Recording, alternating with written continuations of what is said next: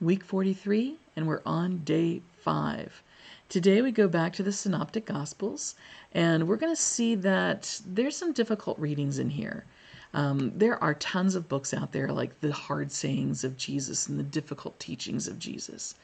I think the reason why these things are difficult, some because we don't understand the cultural significance of where he was and what he was doing at the time, but more often I think it's because it contradicts or it bucks up against our own expectations and really our own hopes that we're living life the way that we are called to live. But when we look at Matthew 19, Mark 10, verses 1 through 31, and Luke chapter 16, verse 1 through chapter 18, verse 30, we can see that our own cultural assumptions of what is okay or good or we can get away with without problem may not be true. In particular, we have two that really can cut to the core for some people in our lives today. The first of those is divorce. As a child of divorce, I understand that. Now, I was in my 20s when my parents got divorced, so I didn't have going back and forth as a kid an issue. But I can remember very clearly, because I was older, the struggle in particular that my mom had with being divorced. She had never wanted to be divorced. She was very much a proponent of divorce, marriages for life. But she now found herself in this situation. And she struggled with these passages where Jesus said, divorce is not God's will. And she struggled with, was she a sinner? Could she be forgiven for that? So my first thing is, as a sin, as a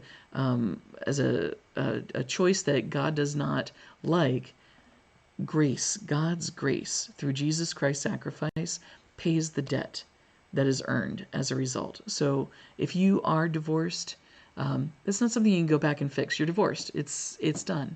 But it is in your past, and it's something that is paid for by the blood of Christ. Keep that in mind. For those of you who are feeling like things aren't going well in your marriage, that can be a more of a struggle. If it's a situation of abuse, no one is ever called to abuse, because marriage is not by itself what is called for, but the relationship where God is at the center and people and the people in the marriage treat each other with respect and love. If you're in a marriage where that is not being lived out but is abusive, that's against God's will, and God would never want you to stay in a situation which puts you in danger. So keep that in mind as well. What God is calling people to do is to be in relationship with one another where God is at the center of that relationship. In those cases, even those times when maybe you've started to go your own ways or looked in other places, find it hard to forgive one another, where the time they spend in the bathroom is driving you nuts, and they're squeezing the toothpaste tube from the middle instead of the end. We need to find ways of helping people bring themselves back to relationship with one another where God, again, is the focus. You may have seen that, especially for those of you who have ever done marriage counseling, that as each of you grow closer to God, you also grow closer to each other. But nonetheless, Jesus speaks out against divorce. So how do we face that today when we see the divorce rate is over 50%? Well, we look at the ways in our own lives and how we respond. Is my first response when I get into a hard place, I'm going to divorce them. It's just too hard. I'm going to make it easier on myself. We're going to go our own ways. Or do we struggle through in those relationships? Do we work at those relationships? It's easy to sign the line that says, I'm married. It's a lot harder to live into that day by day. Well, I'm going to get off the topic of divorce for a moment. Another area where Jesus speaks in ways that make it difficult for people to hear is regarding finances and regarding to riches. And we talked about that a good bit when we talked about the rich young ruler. This bottom line is this.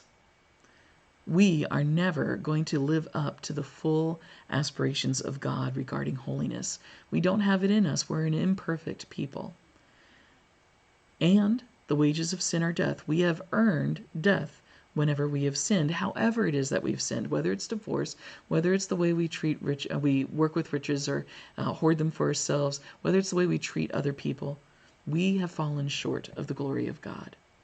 But Jesus came in order to pay the debt that we cannot pay, to make that provision for us. And so while we are still called to live the best lives that we can according to the laws of God, according to God's love, we are still ultimately to remember that because we believe in Jesus, we believe that there is a bridge that is created for us so that we might be restored to relationship with God. We will still be held accountable for our actions or inactions. But when the bill comes due, we'll be able to say, this is covered by the blood of Christ. That is God's grace. What an amazing, amazing aspect that God offers to us out of God's love. Today, I'd like you to take a moment, even though it's a little depressing, to think about where you've been in your life and where you are now, and really take an honest accounting of where have you failed to live up to God's standards. And then praise God for the gift of his Son, Jesus Christ, that despite our failures, he has paid the bill in full, and we are indeed restored to God, not just for today, but for eternity.